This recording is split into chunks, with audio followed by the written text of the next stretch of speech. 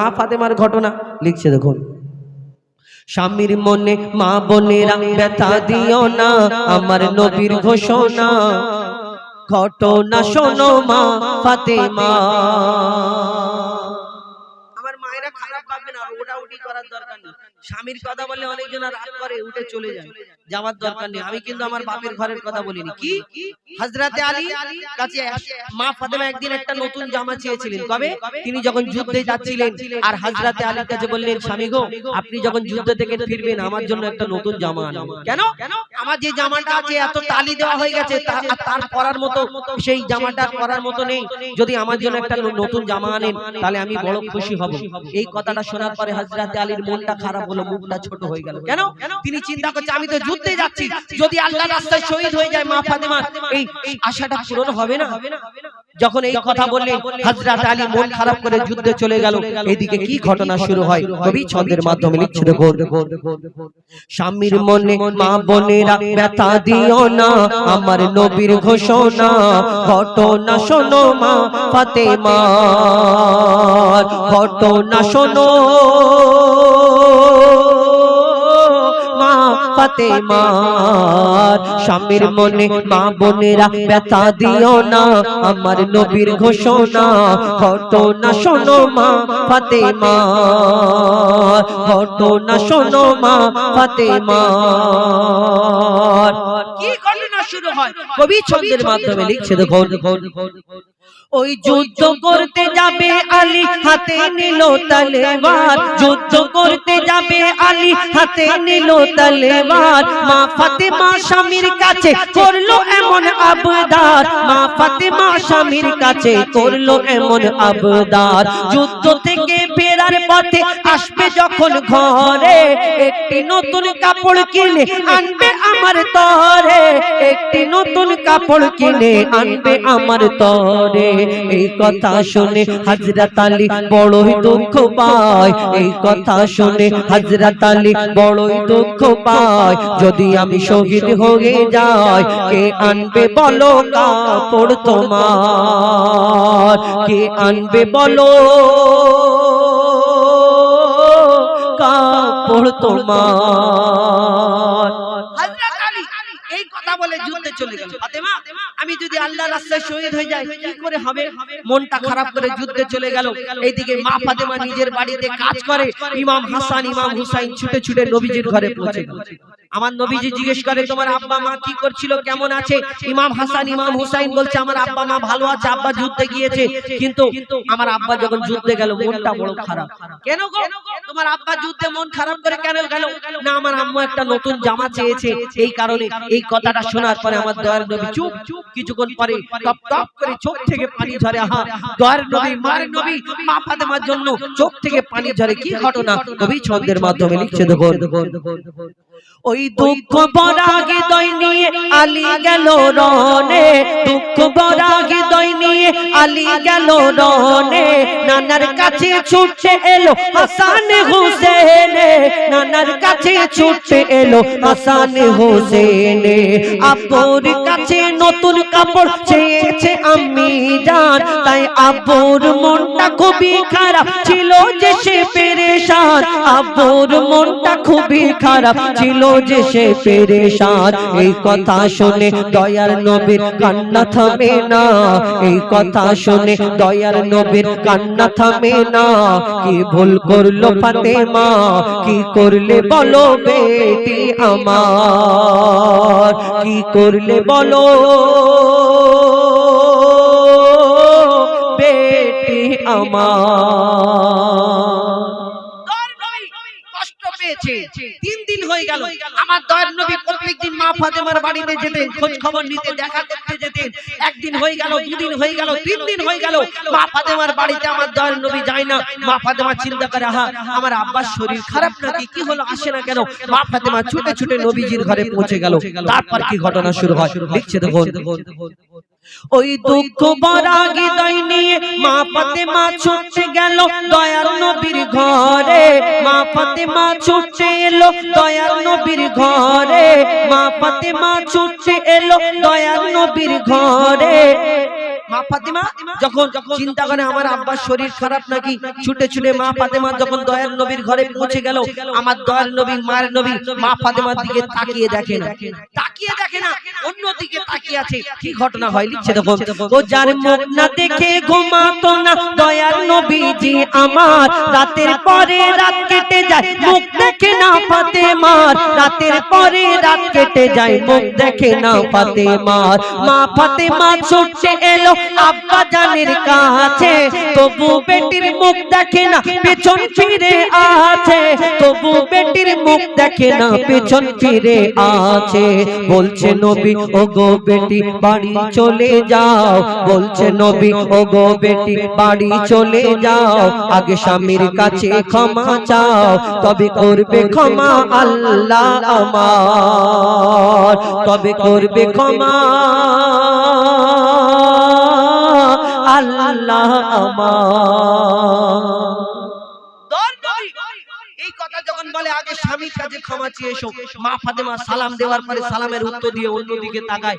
যে নবী তার বেটিকে না দেখে থাকতে পারে না, 3 দিন হয়ে গেল মা ফাতেমার বাড়ি যায় না, মা ফাতেমা এসে যখন সালাম দেয় অন্যদিকে তাকায়। আর আমাদের ঘরে কিছু প্রধানমন্ত্রী মার্কা মা আছে, যদি দেখবেন শ্বশুর বাড়ি যাওয়ার পরে মেয়েদের একটু সমস্যা হয়, সেটি হতে সেই জায়গায়, কিন্তু সেই জায়গায় গিয়ে যদি মেয়ে ফোন করে মা গো তুমি আমাকে কোন জায়গায় বিয়ে দিলে, ওর থেকে ভালো আমাদের পিছনের বাগানের পুকুরে আমার গলায় কলসি ঢুকিয়ে আর ওইখানে মেরে ওই ডুবিয়ে মেরে ফেলে দিতে তোমার আরামে থাকতাম। বলছো মেরে দিলে আরামে থাকতাম, যাও না ভিতরে গিয়ে বুঝতে পারবে আরাম কি হারাম, খালি ডুক ডুক করে আওয়াজ হবে, সে আওয়াজ কেউ শুনতে পাবে না তুমি ছাড়া। এই দুনিয়ায় তুমি বলো মা গো কোন জায়গায় আমাকে বিয়ে দিলে, শুধু সবাই জ্বালায় সবাই কথা শোনায়, তখন মা জননী ফোনেতে বলে মা তুই চিন্তা করিস না, আমরা তোর পিছনে আছি। কেন? তোর চাচা ওই মানে ওই ক্ষমতা আছে, তোর বাপেদের এই টাকার কমি আছে, তোর মেজো ভাইয়ের এরকম ব্যাপার ব্যবস্থা আছে, তুই চিন্তা করিস নি। তোকে যদি 4টে বলে তুই 6টা বলে নিবি, আর তোকে যদি 2 ঘা মারে তুই 4 ঘা মেরে আর তুই চলে আসবি, বাদ বাকি আমি দেখে নেব। হাত টেনে বলে দেখে নিবি মানে ভিতরে গিয়ে হাত সোজা হয়ে শুয়ে থাকবে। ওই মা যে বলে চলে আয় দেখে নেবো, তো ওই মা 2-4 দিন পর তো মরে যাবে। বুড়ি কতদিন বাঁচবে? 2-4 দিন পরে মরে যাবে, কোলে করে সেই মেয়েটাকে নিয়ে যাবে না, ওর জীবনটা শেষ হয়ে যাবে। ভাইয়ের বাড়ি বসে বসে কথা শুনে শুনে শেষ।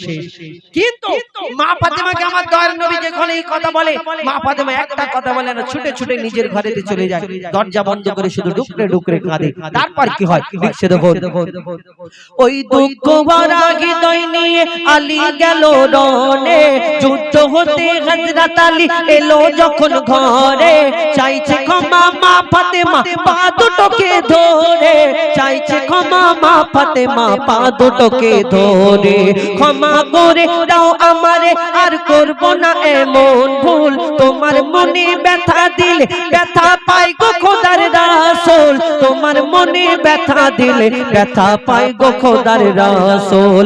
আলী ফাতেমা হাসান হোসেন নবীর কাছে যায়, আলী ফাতেমা হাসান হোসেন নবীর কাছে যায়, নবী মোর দেখে শান্তি পায়, এমন ভুল কখনো করো না গো আর, এমন ভুল কখনো করো না গো আর। উম্মতের জন্য সেদিন আমার দয়ার নবী মা ফাতেমাকে কি শিক্ষা দিয়েছিলেন, শেষ কথায় লিখছে দেখো, ওই বলছে নবী আল আরাবী, বলছে নবী আল আরাবী ও ফাতেমা শোনো না, বলছে নবী আল আরাবী, বলছে নবী আল আরাবী শোনো বেটি ফাতেমা, বলছে নবী আল আরাবী শোনো বেটি ফাতেমা, আলী যদি আজ তোমাকে না করি তো ক্ষমা, আলী যদি আজ তোমাকে না করি তো ক্ষমা, আমি তোমার আব্বা তোমাকে ক্ষমা করতাম না, স্বামীকে যে দুঃখ দেবে আমি নবী তাকে চিনব না, স্বামীকে যে দুঃখ দেবে নবী তাকে চিনবে না। কেমন শিক্ষা দিয়ে গেল নবী তো জাহান, বলে মইদুল ইসলাম বলছিল না মা ফাতেমা, বলছিল না মা ফাতেমার স্বামীর মনে মা বোনেরা ব্যথা দিও না আমার নবীর ঘোষণা ঘটনা শোনো মা ফাতেমার ঘটনা শোনো মা ফাতেমার ঘটনা শোনো মা ফাতেমা। আমাদের উদ্দেশ্য খারাপ কিছু না, কারোকে কষ্ট দেওয়ার জন্য না। আমাদের উদ্দেশ্য হলো এটাই যে আপনারা যদি এই গজল থেকে শিক্ষা পান, চেষ্টা করেন সুন্দর জীবন যাপন করার। এই দুনিয়ায় আমরা কি করি, সিরিয়ালের নায়িকাদের আমরা কি ফলো করি, কে কিরকম করছে। শর্ট ভিডিওতে দেখি যে আমাদের মোবাইল আস্তে আস্তে আমাদের এই মুসলমান সমাজটাকে নষ্ট করে দিচ্ছে। কিন্তু আমরা ওই চিন্তা ভাবনা যদি না গিয়ে আমরা মা ফাতেমার জীবনীকে ফলো করি, মা খাদিজার জীবনীকে ফলো করি। ওই মোবাইলের মধ্যে দেখুন না আপনারা মা ফাতেমার ঘটনা, মা ফাতেমার জীবনী, মা খাদিজার জীবনী, তাহলে আমাদের জীবনটা সুন্দর হবে, আখেরাতও সুন্দর হবে, দুনিয়াও সুন্দর হবে। আমি অনুরোধ করব কেউ খারাপ ভাববে না, আমার এই বলাতে কষ্ট পাবেন না। আপনারা চেষ্টা করবেন, কেন আমি আমার বাপের ঘরের কথা বলিনি, আমি চেষ্টা করি আপনাদের কিছু শিক্ষা পাওয়ার জন্য এই ঘটনা আপনাদের সম্মুখে তুলে ধরলাম না। তবে একটু মন দিয়ে শুনতে হবে, একটা অরিজিনাল ঘটনা, কিন্তু বলা যাবে না এই মানে কারোর একটা জীবনী থেকে লেখা এই ঘটনা, এই গজলটা লেখা। আপনারা খারাপ ভাববেন না। আমরা যখন বড় লোক হয়ে যাই না, তখন মা বাপকে ভুলে যাই। যখন ছোটবেলায় আমাদের মা বাপ মানুষ করে, তখন আমরা মা বাপকে কত কথা বলি, আব্বা মা তোমাকে কোনোদিন জীবনে ভুলবো না। কচি মুখে ছোট ছোট মুখে বলি না। মা জিজ্ঞেস করে, বাবা তোকে আমি এত কষ্ট করে মানুষ করে, তুই আমাকে কোনোদিন ভুলবি নি তো? মা আমরা ছোট মুখে কচি মুখে ছোট ছোট কথা বলি, তখন বলি না মা আমি তোমাকে জীবনে কোনোদিন ছাড়া থাকতেই পারবো না, এই কথা বলি। কিন্তু যখন বড় হয়ে যায়, মুখটা বড় হয়ে যায়, আমাদের বলিটা বড় হয়ে যায়, বিয়ে শাদী হওয়ার পরে সবাই খারাপ না, কিন্তু কিছু কিছু মানুষ আছে এরকম করে। তাদের জীবনটা আমাদের এই চিন্তা ভাবনা করা দরকার যে আল্লাহর পরে আল্লাহ এই দুনিয়াতে যে মা বাপের সম্মান দিয়েছেন, এই দুনিয়াতে আমরা যে মা বাপকে আল্লাহ কি মর্যাদা দিয়েছে সেটা যদি জানতাম, তাহলে কোনোদিন কোনো মা বৃদ্ধাশ্রমে থাকতো না। আমি প্রত্যেক বছরে আমাদের মাদ্রাসায় জলসা হয়, আমাদের আমার যে মাদ্রাসা, আগামী বছর হয়েছিল যে মা বাপে এই মা বাপকে নিয়ে। এই বছরে একটা মোকালামা করিয়েছি আমরা, ওই মা বাপ যে বৃদ্ধাশ্রমে পাঠিয়ে দেয়, তো সেই আমরা করি যে আমরা চেষ্টা করি মা বাপকে, যে আমরা এই যে মানে অবহেলা করে যে সন্তানগুলো যারা লাঞ্ছিত বঞ্চিত থাকে এই দুনিয়ায়, সেই মা বাপ না যেন থাকে, আমরা চিন্তা ভাবনা এটাই করি। বিশেষ করে আমরা ওই মোকালামার মাধ্যমে তুলে ধরি। আমাদের মাদ্রাসায় এই দুদিন আগে 4টে ছেলে কোরআনে হাফিজ হয়েছে, আপনারা ইউটিউবের মাধ্যমে দেখেছেন, হয়তো অনেকে দেখেননি, দেখবেন। তবে তো এই মাকে নিয়ে একটি গজল বলবো। একটা সন্তান, মা হারা সন্তান, সে মাকে যখন বেঁচে ছিল তখন তো সে সেবা করিনি, খেদমত করিনি। মা জননী যখন দুনিয়া থেকে বিদায় নিয়েছে, কাঠের খাটিয়াতে শুইয়ে রাখা আছে, মায়ের লাশটা সে যখন দেখছে, তার বুকের ভিতরে যেন একটা ঝড় উঠেছে। সেই সন্তান কি করতো, তাহলে আপনাদের একটু ঘটনাটা বলে দিই, তবে বুঝতে সুবিধা হবে। কি ঘটনা? একটা সন্তানকে তার মা জননী অনেক কষ্ট করে মানুষ করেছে, লালন পালন করেছে। বিশাল গরিব মানুষ, লোকের বাড়ি কাজ করে চেয়ে মেঙে অনেক কিছু করে সেই সন্তানকে মানুষ করেছে। তার মায়ের একটা আশা ছিল, বড় অফিসার করব, বড় চাকরি পাবে, ভালো জায়গায় যাবে আমার ছেলে। সেই সন্তান একদিন চাকরিও পেয়ে গেল। একটা পাশে যে ঝুপড়ি ঘরে দুই মাই বেটা থাকতো, তার পাশে একটা নতুন দোতলা ঘর করেছে। সেই তারপরে বিয়ে শাদী হলো। বিয়ে শাদী হওয়ার পরে তিনজনা খুব আরামে থাকে। কিন্তু হঠাৎ একদিন কি হলো, সেই মায়ের যখন অসুস্থ হয়ে গেল, মা যখন অসুস্থ হলো, সেই বৌমা মানে স্ত্রী, সেই ছেলের স্ত্রী চিন্তা করলো, এবার তো সেই শাশুড়ির পেচ্ছাপ পায়খানা পরিষ্কার করতে হবে। কি হবে না, আমি শাশুড়িকে কেমন করে বার করতে হবে। ফোন দিয়ে এটে চিন্তা করলো। প্রত্যেক দিন ছেলে কাজ থেকে ফেরে তার মায়ের নালিশ করে, তোমার মা আজকে এই করেছে, ওই করেছে, এটা বলেছে, ওটা বলেছে। এই করতে করতে ছেলের একদিন মাথা গরম, সেই মাকে বকাবকি করলো, যাও তুমি বেরিয়ে যাও, যেখানে ছিলে সেখানে থাকো, আমার প্রত্যেক দিন তোমার এই কথা নালিশ শুনতে আমার ভালো লাগে না। মা জননী কিছু বলে না, চুপ করে থাকে। জানে আমি যদি সত্যটা বলি আমার ঘরের অশান্তি হবে, ছেলের ঘরে অশান্তি হবে, এটা চাই না, কোনোদিন বলতো না। তো তার মাকে কি করলো, সেই ঝুপড়ি ঘরে আবার পাঠিয়ে দিল। হঠাৎ একদিন মারা গেল, কাঠের খাটিয়াতে শুইয়ে রাখা আছে। মায়ের খাটিয়াতে যখন মায়ের মরা মুখটা দেখছে, তার বুকের ভিতরে ঝড় উঠছে। সে সন্তান কি বলছে, কবি ছন্দের মাধ্যমে অতি মূল্যবান কথাই লিখছে, দেখুন। ও গো মা জননী ঘুমিয়ে কেন, একবার ডাকো বাছা বলে, একবার একবার ডাকো বাঁচা বলে, ও গো মা জননী ঘুমিয়ে কেন, একবার ডাকো বাঁচা বলে, একবার ডাকো বাঁচা বলে। এই দুনিয়া আমার আঁধার হলো, এই দুনিয়া আমার আঁধার হলো, আরে ডাকবো কারে আমি আম্মা বলে, ও গো মা জননী ঘুমিয়ে কেন, একবার ডাকো বাঁচা বলে, একবার ডাকো বাঁচা বলে। সেই মা যখন মারা গেল, জীবিত ছিল, তখন মনে পড়েনি তার মা ওই জানালা ধরে বসে থাকতো, আর ছেলে যখন কাজে যেত সেই সন্তান বলে, আমার মা আমার দিকে তাকিয়ে থাকতো, চিন্তা করতো আমার সন্তান আমাকে বলে না কেন। আমি সত্যিকারের ভুলে গেছিলাম আমার মায়ের পুরাতন কথাগুলো, কিন্তু যখন তার মা মারা গেল তার মনে সব কথা ফুটে ওঠে। কি বলে সে সন্তান, আরো কি করে কবি ছন্দের মাধ্যমে লিখছে দেখো।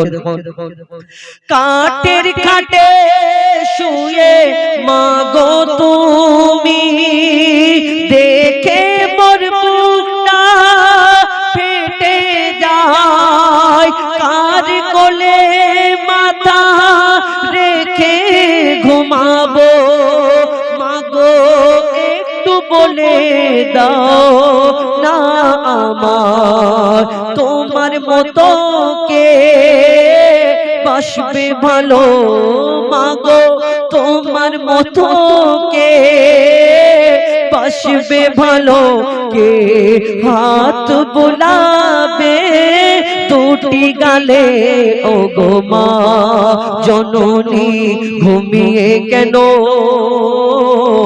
একবার ডাকো বাঁচা বলে, একবার ডাকো বাঁচা বলে। যখন কোন বাইরেতে কাজের মধ্যে যায়, আমার সন্তান আমাকে বলে আব্বু এটা আনতে হবে, আমার মা আমার স্ত্রী বলে আমার জন্য এটা আনবে, আর আমার মা এই দুনিয়ায় শুধু দোয়া করে, আমার মাও যদি বলে কিছু আনতে হবে এটা আনতে হবে। তা আমরা যখন সেই বাইরে কাজের মধ্যে গিয়ে পেরেশানির মধ্যে থাকি, কোনো কষ্ট থেকে বাড়ি ফিরে চলে আসি, আর যখন বসে থাকি আমার সন্তান এসে জিজ্ঞেস করে আব্বু তোমাকে আমি এটা আনতে বললাম তুমি কেন আনলে না, আমার স্ত্রী এসে জিজ্ঞেস করে তোমাকে আমি এটা আনতে বলেছি তুমি আনতে ভুলে গেছো, জানি তুমি আমার কথা ভুলে যাও। কিন্তু মা জননী এমন একটা সম্পর্ক সন্তানের সাথে, সেই সন্তান যদি কষ্টের মধ্যে থাকে, মা জননী এসে সন্তানের মুখ দেখলে বুঝে যায় আমার সন্তান বুঝি কষ্টের মধ্যে আছে, মাথায় হাত বুলিয়ে দেয়, গালে হাত বুলিয়ে আদর করে দোয়া করে আল্লাহ তোর সমস্ত পেরেশানিকে দূর করে দিক, তোর মায়ের দোয়া তোর সঙ্গে আছে, এই কথা বলে কবি ছন্দের মাধ্যমে সেই সন্তান তার মনের কি বেদনা কবি ছন্দের মাধ্যমে লিখছে দেখো। মোর দুঃখ কষ্ট বুঝতো না কেউ, শুধু তুমি বুঝিতে ও গো মা, বিপদ আপদে সান্ত্বনা দিয়ে আদর কপালে দিতেছো মা, তোমার কলিজার টুকরাকে মাগো, তোমার কলিজার টুকরাকে মাগো, কার ভরসায় রেখে গেলে ও গো মা জননী ঘুমিয়ে কেন, একবার ডাকো বাঁচা বলে, একবার ডাকো বাঁচা বলে। মায়ের কবর দেওয়া হচ্ছে, সন্তান যখন উপরে দাঁড়িয়ে আছে মায়ের কবরে শুইয়ে দেওয়ার পরে কাফনের ওই গাঁটটা খুলে দিয়ে আর কাফনের মুখটা খুলে যখন সন্তানের দিকে একবার দেখানো হচ্ছে যে একবার শেষ জায়গাটা দেখে নাও, সেই সন্তানের চোখ থেকে টপ টপ করে পানি ঝরছে, কবরে পড়ছে। শুনে রাখো, তুমি জিন্দা মাকে কষ্ট দিলে আর মরা মায়ের কবর যদি কেঁদে ওই ভাসিয়ে দাও, তাহলে সেই দিন কোনো কাজে লাগবে না। সেই সন্তান তার মায়ের মুখ দেখে আরো কি বলে, শেষ কথাই লিখছে দেখো। শোনো গো আমার মা জননী,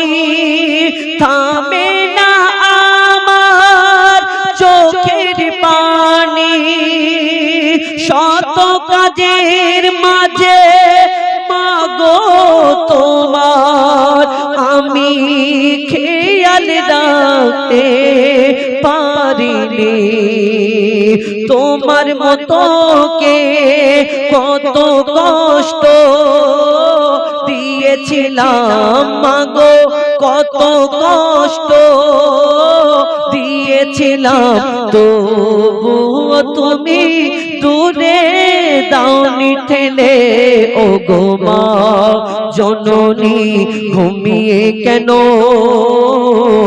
একবার ডাকো বাছা বলে, একবার ডাকো বাছা বলে, একবার ডাকো বাছা বলে।